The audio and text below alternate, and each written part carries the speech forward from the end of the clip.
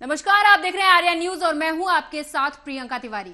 Bulletin की शुरुआत करेंगे विंध्याचल मंदिर से। देवी धाम में सोमवार की रात भव्य देवी जागरण का आयोजन किया गया, जिसमें बिहार और यूपी के भोजपुरी लोक गायकों ने मधुर भजनों की प्रस्तुतियों को समर्पित किया।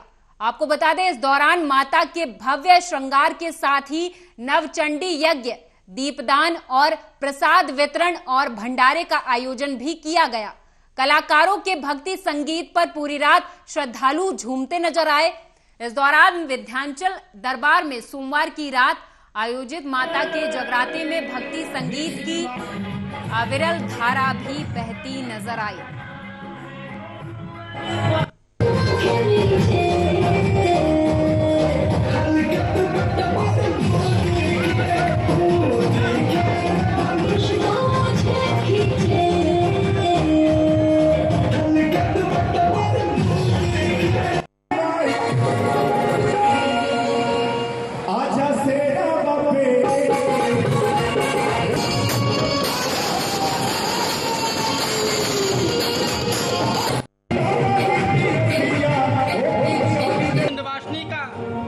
भव्य भगवती जागरण है मां विंध्यवासिनी दरबार में, जिसके व्यवस्थापक पूजनीय बाबूजी, जिसके अध्यक्ष पंडित छबीले जी मिश्र महाराज हैं। गायत्री परिवार की तरफ से ये कार्यक्रम का आगाज किया गया है मां विंध्यवासिनी मंदिर प्रांगण में। कहाँ से कलाकार आए अभी? कृष्ण राधा भी यूपी, बिहार, झारखंड, दिल्ली से, मुंबई से, पूरे देश से कलाकारों की अद्भुत प्रस्तुति आज मां के दरबार में हो रही है। विंध्यवासिनी का विराट भव्य भगवती जागरण है।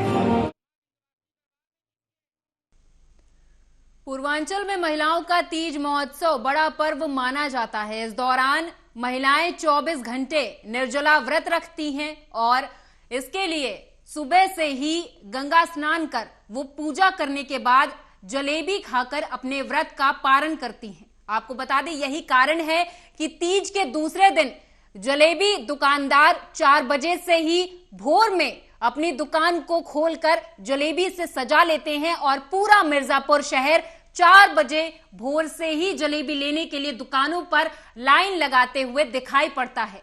बता दें, मिर्जापुर में 3 प्रकार की जलेबियां बनाई जाती हैं। एक जलेबी, दूसरी जलेबा और तीसरी गुलगुला जलेबी। आपको बता दें कि ये जलेबियां इतनी प्रसिद्ध हैं कि दूर दूर से लोग इन्हें खाने के लिए वहां पर आते हैं और काफी मनचाही जलेबी ये मानी जाती है। घर में व्रत रहने वाली महिलाओं को जलेबी खिलाकर व्रत का पारण पतियों के द्वारा करवाया जाता है। ये कि हरतालिका तीज ये औरतों का मुख्य फेस्टिवल है। ये क्या कहते हैं, ये सुबह के 24 घंटा व्रत रहने के बाद सुबह जब होता है तो उसके गंगा में स्नान करने के बाद जलेबी खा के अपना व्रत को कंप्लीट करती है। और ये जलेबी हमारे मतलब 3 प्रकार की जलेबी मिल जाती है। ये है आपका जलेबी मिल जाएगा और जलेबा और गुलगुला। ये और मुख्य फेस्टिवल पे ही ये सब 3 प्रकार का जलेबी बना सकते हैं। आज इसमें व्रती महिलाएं जो है खाकर अपन पारण के द्वारा अपन व्रत होती हैं। जलेबी किन? यूपी के सीएम योगी आदित्यनाथ ने जनसभा को संबोधित किया। उन्होंने कहा कि बाढ़ पीड़ितों को हम हर संभव मदद देंगे। उन्होंने कहा कि बाढ़ की आपदा में सरकार बाढ़ पीड़ितों के साथ है। बाढ़ प्रभावित क्षेत्रों में राहत और बचाव कार्य लगातार जारी है। स्वयं यहाँ के दौरे पे आया हूँ। अभी मैं काशीपुर का अन्य क्षेत्रों का निरीक्षण करते हुए चंदौली और वाराणसी के क्षेत्रों का दौरा करूंगा। फिर वहाँ एक समीक्षा बैठक भी इसकी समझ में लूंगा, जिससे कोई भी पीड़ित परिवार शासन की किसी सहायता से वंचित न रहने पाए। इसके साथ ही प्रदेश में, क्योंकि प्रदेश में एवरेज से भी काफ़ी कम बारिश हुई है, हमने इसके लिए कृषि और उद्यान विभाग को, किसानों को, लघु और सीमांत किसानों के साथ साथ अन्य किसानों को भी दलहन, तिलहन और सब्जी के बीज फ्री में उपलब्ध कराने के लिए तत्काल कार्रवाई को आगे बढ़ाने के लिए कहा है, क्योंकि सितंबर का पूरा महीना जिन्होंने धान की अपनी फसल को नहीं लगाया है या धान की फसल कम बारिश के कारण या अवर्षा के कारण नहीं हो पा रही है, वहां पर तत्काल दलहन तिलहन या फिर। और इस बीच एक बड़ी खबर सामने आ रही है, आप सभी दर्शकों को बता दें बड़ी खबर, जहां पर लखनऊ में सपा दफ्तर के बाहर बुलडोजर चला है। नगर निगम ने अतिक्रमण हटाया है। लखनऊ में समाजवादी पार्टी कार्यालय के बाहर नगर निगम का बुलडोजर चला है। निगम ने समाजवादी पार्टी कार्यालय के बाहर की दुकानों को तोड़ा है। निगम ने अतिक्रमण को लेकर दुकानदारों को कई नोटिस दिए थे, लेकिन लगातार दुकानदारों की लापरवाही के चलते आज नगर निगम ने बड़ा फैसला लिया और सपा कार्यालय के बाहर ही, सपा दफ्तर के बाहर बुलडोजर चला दिया और अतिक्रमण को हटाया गया।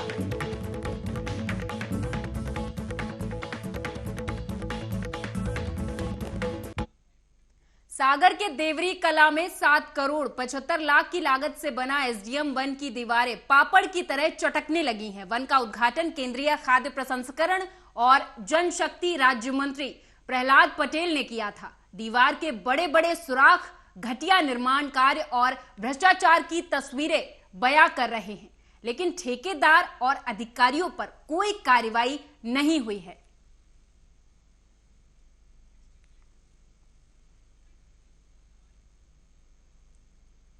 रायबरेली से खबर है, जहां आपको बता दें कि योगी सरकार के निर्देश पर अवैध भू माफियाओं के खिलाफ जिला प्रशासन ने बड़ी कार्रवाई की है। मामला मिल एरिया थाना क्षेत्र के अंतर्गत राघनपुर गांव का है, जहां 40 वर्ष से अधिक अवैध रूप से काबिज चारागाह की जमीन पर भू माफियाओं ने धान की फसल बो दी थी।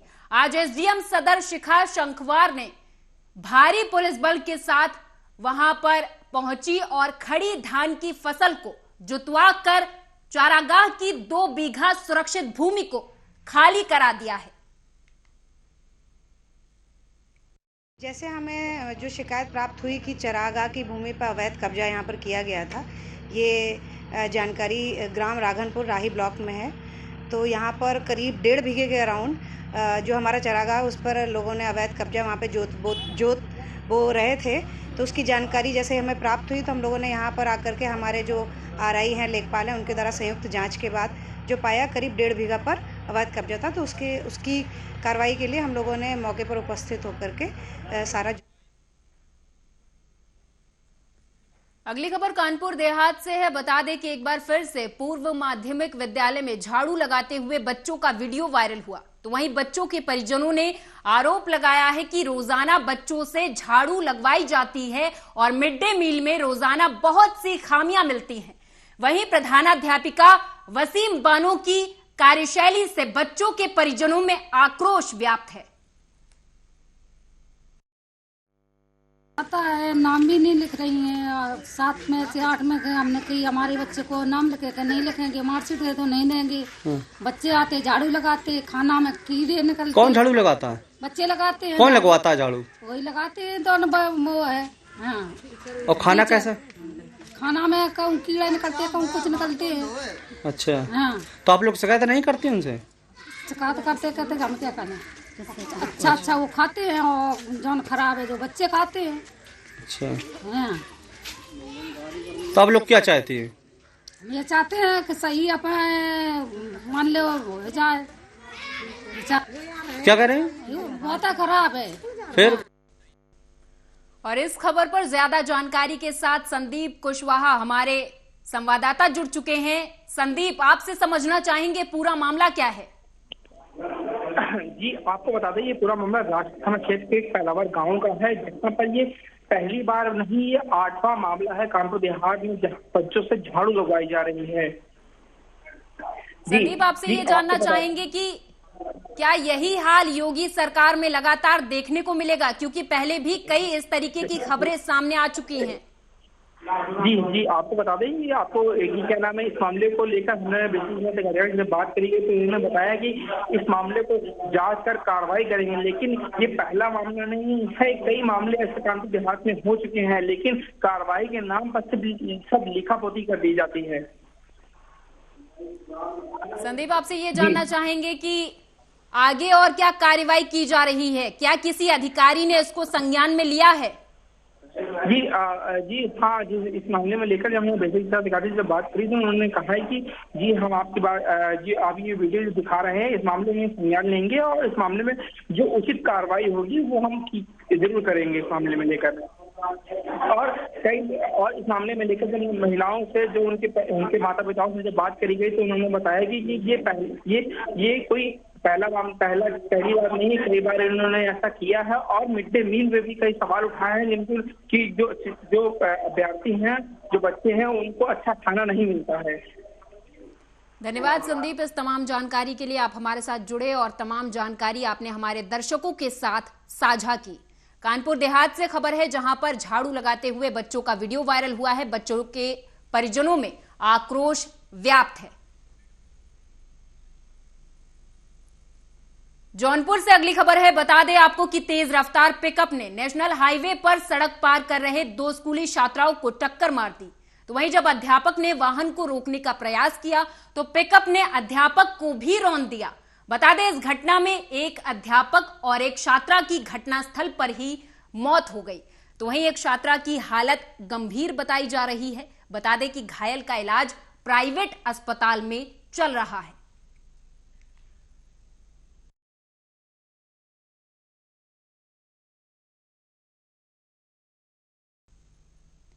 उन्नाव से अगली खबर है, जहां आपको बता दें कि तेज रफ्तार बेकाबू ट्रक की भीषण टक्कर से बाइक सवार दंपति गंभीर रूप से घायल हो गए।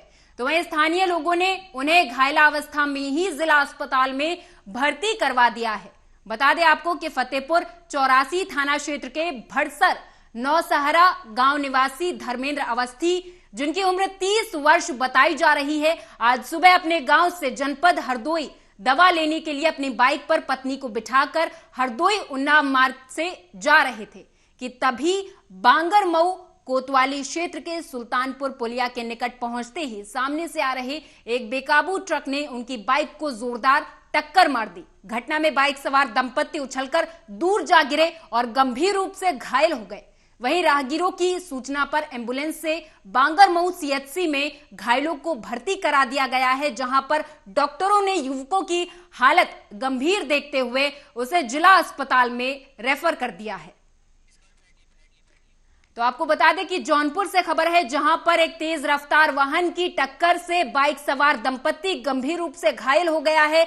जहां पर बाइक सवार दंपति गंभीर रूप से घायल हो गया, वहीं स्थानीय लोगों की मदद से घायलों को एम्बुलेंस से जिला अस्पताल पहुंचाया गया, जहां पर उनका इलाज किया गया। हालांकि अभी खतरे से बाहर है, लेकिन जो युवक है जो गंभीर रूप से घायल हो गया है उसका इलाज लगातार जारी है। आपको बता दें कि बाइक सवार दंपति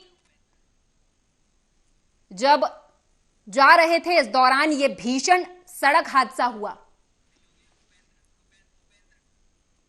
और इस खबर पर हमारे साथ अधिक जानकारी के साथ उपेंद्र संवाददाता जुड़ चुके हैं। उपेंद्र, आपसे जानने चाहेंगे पूरा मामला क्या है और अभी घायलों की हालत कैसी है?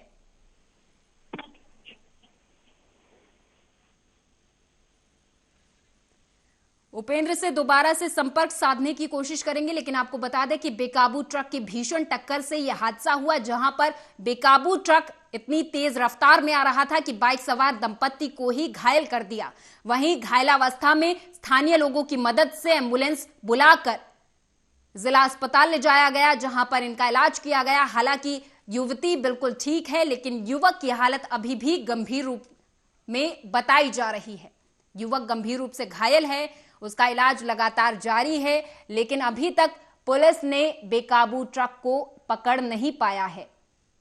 आपको बता दें, जहां पर एक बेकाबू ट्रक की भीषण टक्कर से यह हादसा हुआ है, जहां एक तरफ ट्रैफिक पुलिस और अन्य नियमों का पालन करने की हिदायत दी जाती है कि आप ट्रैफिक नियमों का पालन करें, वहीं दूसरी तरफ तेज रफ्तार की ये भीषण हादसे थमने का नाम नहीं ले रहे। कानपुर से खबर है, जहां आपको बता दें कि नौबस्ता पुलिस तानाशाह बनने में कोई कसर नहीं छोड़ रही। एक तरफ जहां पुलिस की सच्चाई की मिसालें दी जाती हैं, तो वहीं दूसरी तरफ ऐसी कार्रवाई देखने को मिली है जहां आपको बता दें कि एक सिपाही ने सड़क दुर्घटना में पकड़े गए चालक को लेन देन कर छोड़ दिया। तो वहीं आपको यह भी बता दें कि इन महोदय ने अपनी वर्दी भी लिहाज में नहीं रखी। इन महोदय से अपनी वर्दी भी नहीं संभल रही थी, क्योंकि ये महोदय शराब के नशे में धुत थे। अरे क्या कर रहे हो भैया, सब मीडिया दे हैं। इसको रख लो यार। बैठो। हाँ बैठो पहले यहाँ बताइए। बैठ गया। ऐसा है। और इस खबर पर हमारे साथ अधिक जानकारी के साथ हमारे संवाददाता उपेंद्र जुड़ चुके हैं। उपेंद्र, आपसे जानना चाहेंगे पूरा मामला क्या है और ये पुलिस की कैसी तानाशाही है? जी बिल्कुल, आपको बता दें कि जो पूरा का पूरा मामला है वो कानपुर के नौबस्ता थाना क्षेत्र का है, जहां पर एक डीसीएम चालक एक कार में पहले टक्कर मार देता है। उसके बाद जब वो घायल परिवार उस चालक को पकड़कर पुलिस को सौंपता है, तो पुलिस का बड़ा ही तानाशाही रवैया रहता है, बड़ी दमंगई रहती है। वो पहले एक जो नशे में धुत सिपाही था, उस सिपाही को जबरन उस चालक को सौंप कर थाने भेजने की बात कही, लेकिन उस जो नशेड़ी सिपाही था उसने क्या किया, उस चालक को बिना थाने ले जाए रास्ते में छोड़ दिया। और इस प्रकरण में जब घायल परिवार ने पुलिस कोतवाली जाकर जानकारी की, तो वहां का जो चौकी इंचार्ज था, वो चौकी इंचार्ज का बड़ा ही दबंगई भरा रवैया था। वो ये कह रहा है कि चालक कौन था ये तुम नहीं बताओगे, ये मैं बताऊंगा। ये चालक कौन था, किसने दुर्घटना की, किसने मुझे बंद करना, ये मैं डिसाइड करूंगा, तुम नहीं डिसाइड करोगे। इस तरह का जो रवैया था वो बड़ा ही निंदनीय है। और कहीं ना कहीं ये उत्तर प्रदेश सरकार की जो सख्त कानून व्यवस्था और मित्र पुलिसिंग की बात करने का जो दावा है, कहीं ना कहीं उस दावे को खोखला कर रही है। जी उपेंद्र, आपसे ये जानना चाहेंगे कि इस मामले के संज्ञान में आते ही आला अधिकारियों ने क्या इस पर कोई कार्रवाई की है? बिल्कुल, आपको बता दें कि इस पूरे प्रकरण पर मेरा खुद का जो एसएचओ है वहां के मानवेंद्र सिंह, एसएचओ से बात की। एसएचओ का ये तो बड़ा ही रूखा रवैया रहा है और अब तक आपको बता दें कि लगभग 24 घंटे होने को है, लेकिन इस पूरे प्रकरण में अभी तक ना तो मुकदमा दर्ज किया गया, ना ही उस जो भागा हुआ चालक है जिसे पुलिस के द्वारा बड़ी ही लापरवाही से छोड़ दिया गया था, उसको गिरफ्तारी के लिए किसी प्रकार के कोई प्रयास कराए गए हैं।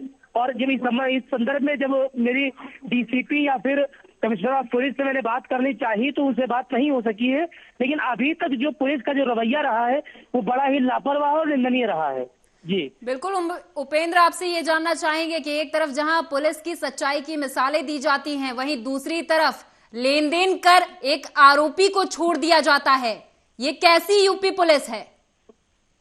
बिल्कुल, आपको बता दें जिस तरीके से लगातार सूबे के जो मुखिया हैं मुख्यमंत्री योगी आदित्यनाथ, वह लगातार पुलिस को मित्र पुलिस होने का दावा कर रहे हैं। लगातार ये दावा करते नजर आते हैं कि पुलिस, यूपी पुलिस जो है वो मित्र पुलिस है, वो जनता की हितैषी है, जनता के सुख दुख की साथी है। लेकिन जिस तरीके से कल रात की जो घटना रही है, पुलिस का जिस तरीके से व्यवहार रहा है वो बिल्कुल ही निंदनीय है।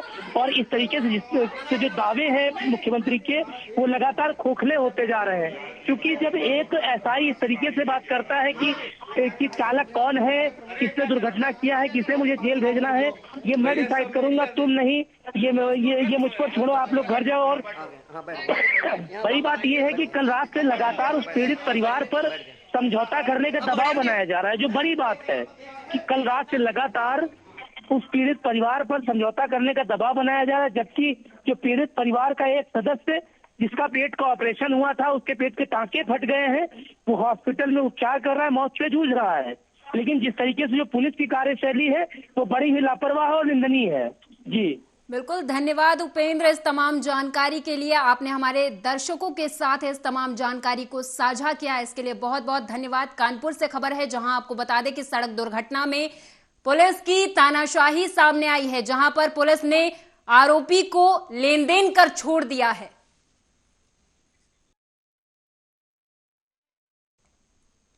शासन की मंशा रहती है कि किसी भी पीड़ित को न्याय के लिए भटकना ना पड़े और आसानी से उसे न्याय मिले। इसके लिए तमाम विभाग बनाए गए, लेकिन एक पीड़ित 6 सालों से अपनी असली पहचान और अपनी जमीन को लेकर लड़ाई लड़ रहा, लेकिन इन 6 सालों में उसे न्याय नहीं मिला। गोरखपुर जनपद के खोराबार थाना क्षेत्र के ग्राम सहुकोल उर्फ मिर्जापुर से एक ऐसा मामला सामने आया है जो सभी को कहीं ना कहीं सोचने पर मजबूर कर रहा कि किस तरीके से एक पीड़ित न्याय के लिए सालों से सिस्टम से लड़ रहा। गोरखपुर जर्नलिस्ट प्रेस क्लब में प्रेस वार्ता के दौरान पीड़ित हरीश चंद्र ने बताया कि वो पिछले 6 वर्षों से अपनी असली जाति और जमीन की लड़ाई लड़ रहा और उसे अभी तक न्याय नहीं मिल पाया है। हमारी जमीन जो है धर्मेंद्र, दिलीप, सुधीर, गब्बर, प्रमोद पांडे, प्रदीप पांडे, रंजीत पांडे, संजू पांडे, भोलू पांडे, ये लोग हमारी ज़मीन हड़प कर आए शुक्ला के बेच दिए। वो शुक्ला का नाम हमको पूरी नहीं याद है। किस तरह से पड़ी आप? हम बचपने में थे 7 साल 8 साल के, तभी हमारे पिताजी मर गए तो हमारे बड़े चाचा के लड़के हमको बम्बई उठा ले गए। तो उसके बाद हम बम्बई से आए हैं लॉकडाउन में, तो हम पता किए हैं तो हर जगह से हमारा नाम कटा हुआ था। ये जो लोग जमीन कब्जा किए हैं, ये आपके कौन हैं? ये हमारे चाचा का लड़के हैं। हाँ। रायबरेली से अगली खबर है, जहां आपको बता दें कि एक कलयुगी मां ने नवजात बच्ची को कपड़े में लपेटकर नदी के किनारे झाड़ियों में फेंक दिया। बता दें ये मामला परशदेपुर सलोन मार्ग पर सई नदी का है, जहां क्षेत्र के केशवापुर निवासी नरेंद्र सई नदी के किनारे शौच के लिए गए हुए थे कि तभी उन्होंने बच्चे की रोने की आवाजें सुनी। नजदीक जाकर देखा तो नवजात शिशु कपड़े में लपेटा पड़ा था। सूचना पाकर परशदेपुर पुलिस और गांव के काफी लोग वहां पहुंच गए। केशवापुर निवासी राजकुमार यादव उसी समय परशदेपुर के मटियारा चौराहे जा रहे थे। भीड़ देखकर वो भी वहीं पहुंच गए। नवजात की सांसें चल रही थी। इस दौरान वो उसे अस्पताल लेके गए, जहां पर उसका इलाज किया गया। वहीं मौके पर पुलिस पहुंची और नवजात शिशु को उसके घर से सामुदायिक स्वास्थ्य केंद्र सलोन में भर्ती कराया गया। बता दें राजकुमार की 4 पुत्री हैं। उन्होंने नवजात बालिका को भी अपनी सभी पुत्रियों की तरह पालन पोषण करने की बात कही है। कैसे मिली आपको? कैसे पता चला कि बच्ची कहाँ? हमने खाद लेने जा रहे थे चौराहे पे मटेरवा। हाँ। तो वहाँ ये रो रहे थे, बहुत लोग जुटे थे, कोई लेने के लिए तैयार नहीं था। हमने उठा लिया। उठाने के बाद क्या किया? उठाने के बाद में 100 नंबर फोन किया, 112 नंबर। क्या नाम है आपका? राजकुमार। पत्नी? बबली देवी। बबली देवी। कहाँ की निवासी हैं आप? केशवापुर। कितने बच्चे हैं पहले से आपके? 4 बच्चे? हाँ। लड़की लड़का? लड़की हैं। हाँ। तो इसको आप पालन पोषण पढ़ाई लिखाई सब पूरा करेंगे। सब।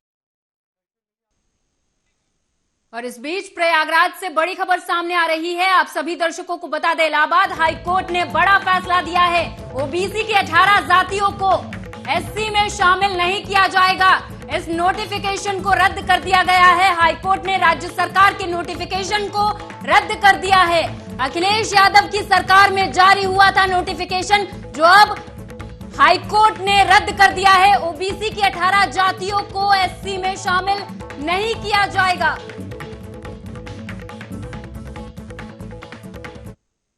बीजेपी कार्यालय में गणेशोत्सव पर सीएम शिवराज सिंह चौहान ने बधाई और मीडिया से बात की। इस दौरान उन्होंने क्या कुछ कहा वो आपको सुनाएंगे।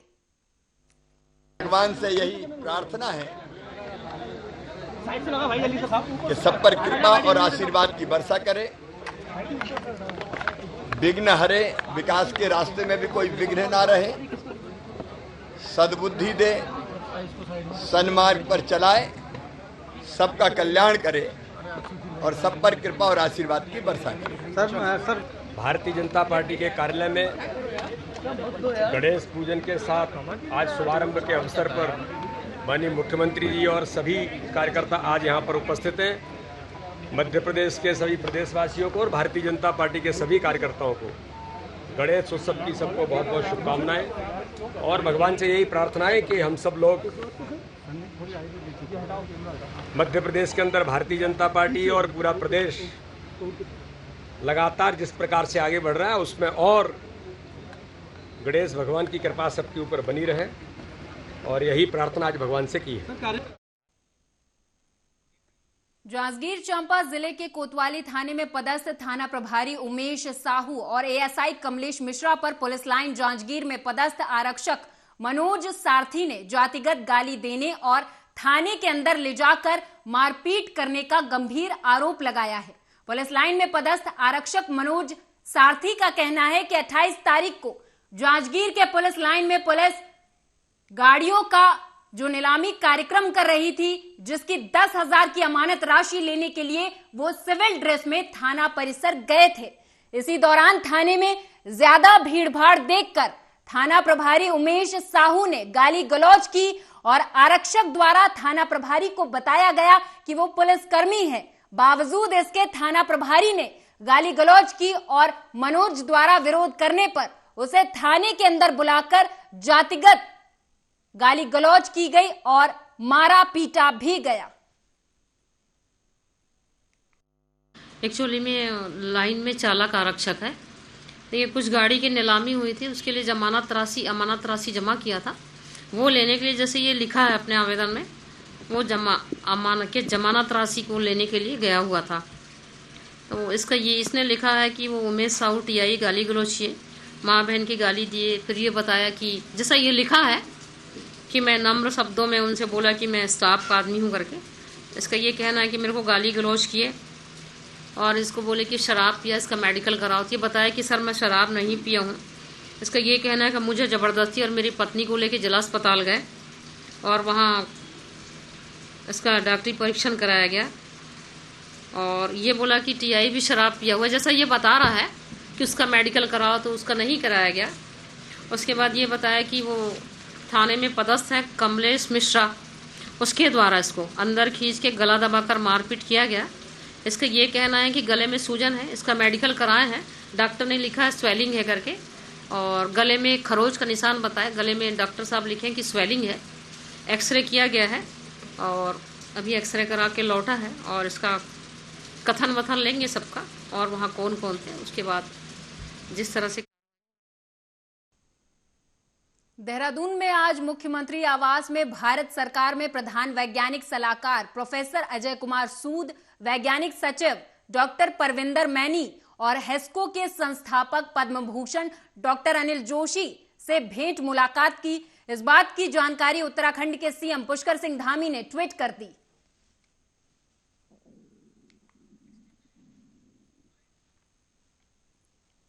रुड़की नगर निगम के द्वारा शमशान घाट रोड पर सिटी पब्लिक के सामने 2.5 लाख रुपए की लागत से कूड़ेदान का निर्माण कार्य चला हुआ है। आरोप है कि कूड़ेदान में ठेकेदार के द्वारा घटिया क्वालिटी की पीली ईंट लगाई जा रही, जहां एक और नगर निगम मेयर की ओर से काम में गुणवत्ता को लेकर बड़े बड़े दावे किए जाते हैं। ऐसे में निर्माण कार्य में घटिया सामग्री का प्रयोग किया जा रहा। वहीं मामले में मेयर गौरव गोयल का कहना है कि जेई को मौके पर भेजा गया है। अगर घटिया सामग्री पाई जाती है तो निर्माण कार्य बंद कराया जाएगा और ठेकेदार को चिन्हित कर कार्रवाई की जाएगी। ये विषय आपने मेरी जानकारी में डाला है। जो ये काम निर्माण कार्य हो रहा है, मैं अभी जेई को बोला है वो जाकर के मौके पर निरीक्षण करेंगे और अगर घटिया सामग्री का इस्तेमाल होगा तो निश्चित रूप से काम भी बंद होगा। ऐसे ठेकेदार को चिन्हित करके उसके खिलाफ कार्रवाई भी की जाएगी। निश्चित रूप से मैं आपके कार्य की सराहना करता हूं, आपको पत्रकार होने के नाते, क्योंकि चौथा स्तंभ में आप जहां भी रुड़की नगर के अंदर आपको लगता है निर्माण कार्यों की गुणवत्ता के अंदर कमी आ रही है, घटिया काम हो रहा है, आप उसे तुरंत अपने मीडिया के माध्यम से भी उजागर करें और निश्चित रूप से मेरी भी जानकारी मिलाएं। मैं कोशिश करूँगा हर काम की जाँच हो और बेहतर गुणवत्ता से काम हो। देखिए मेरी जानकारी में नहीं है, लेकिन जब आपने मुझे अवगत कराया, मैंने जेई को बोल दिया है, वो मौके पर निरीक्षण करने के लिए गए हैं और घटिया काम बिल्कुल भी किसी सूरत। रुड़की में उर्स मेले की तैयारियों को लेकर पिरान कलियर में प्रशासन की ओर से अतिक्रमण हटाओ अभियान चलाया जा रहा। तहसीलदार और ईओ कलियर के नेतृत्व में चले अभियान में आज दरगाह शरीफ के आसपास के अवैध अतिक्रमण को हटाया गया और भविष्य में अतिक्रमण न करने की चेतावनी भी दी गई। वहीं व्यापारियों का कहना है कि वे वर्षों से इन स्थानों पर दुकान लगाते आए हैं और व्यापार बंद होने से रोजी रोटी का भी संकट छा जाएगा।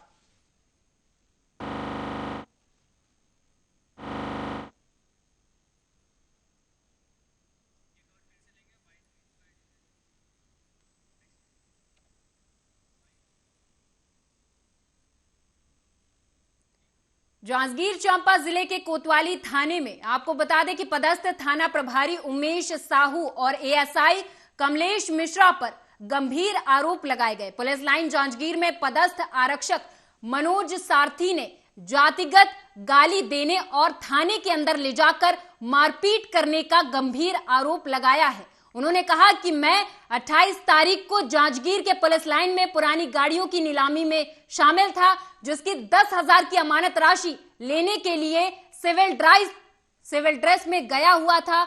इस दौरान थाने में ज्यादा भीड़भाड़ देखकर थाना प्रभारी उमेश साहू ने गाली गलौज की। आरक्षक द्वारा थाना प्रभारी को बताया गया कि वो पुलिसकर्मी है, बावजूद इसके उसके साथ गाली गलौज की गई और मनोज द्वारा विरोध करने पर उसे थाने के अंदर बुलाकर जातिगत गाली गलौज और मारा पीटा भी गया। में लाइन में चालक आरक्षक है, तो ये कुछ गाड़ी की नीलामी हुई थी, उसके लिए अमानत राशि जमा किया था। वो लेने के लिए जैसे ये लिखा है अपने आवेदन में, वो जमानत राशि को लेने के लिए गया हुआ था।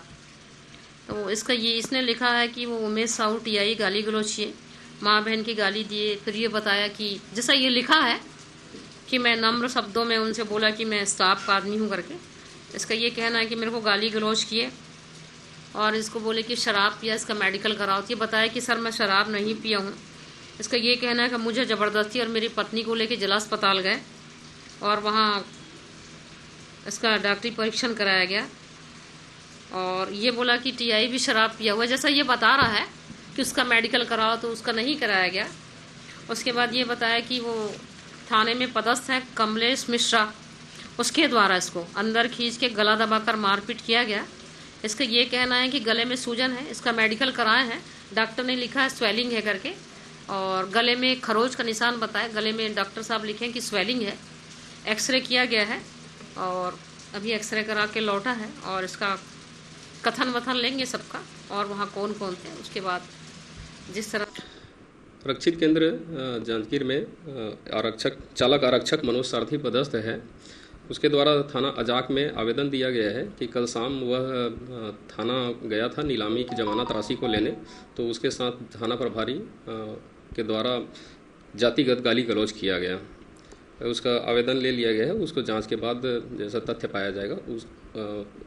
अभी पुलिस लाइन में नीलामी की प्रक्रिया हुई थी, उसमें जांजगीर थाना में 10,000 रुपये जमा कराया गया था। उसको मैं 28 तारीख को लेने गया था। रात को 8:30 बजे मेरे को फ़ोन करके बुलाया कि अपना पैसा ले जाओ करके, जिसको मैं लेने गया था। और पैसा लेके मैं वापस आ रहा था, तभी बगल में पान ठेला के दुकान के पास मैं रुका था अपने दोस्तों के पास में। तभी टीआई साहब आके मेरे को वो यहाँ से कह के गाली दिया। मैं बोला सर स्टाफ का हूँ। बोला तो तू स्टाफ का है फिर भी भग, गंदी नाली के कीड़े नीच जात के हो, इसीलिए यहाँ खड़े हो कह के गाली दिया सर। रुड़की से खबर है, बता दें कि उर्स मेले की तैयारियों को लेकर पिरान कलियर में प्रशासन की ओर से अतिक्रमण हटाओ अभियान चलाया जा रहा। इसके मद्देनजर आपको बता दें कि तहसीलदार और ईओ कलियर के नेतृत्व में चले इस अभियान में आज दरगाह शरीफ के आसपास से अवैध अतिक्रमण हटाया गया। इस दौरान भविष्य में अतिक्रमण न करने की बात भी कही गई है और चेतावनी दी गई है। वहीं व्यापारियों का कहना है कि वे वर्षों से इन स्थानों पर दुकान लगाते आए हैं, अगर यहां से दुकान हटा देंगे तो रोजी रोटी का संकट आ जाएगा।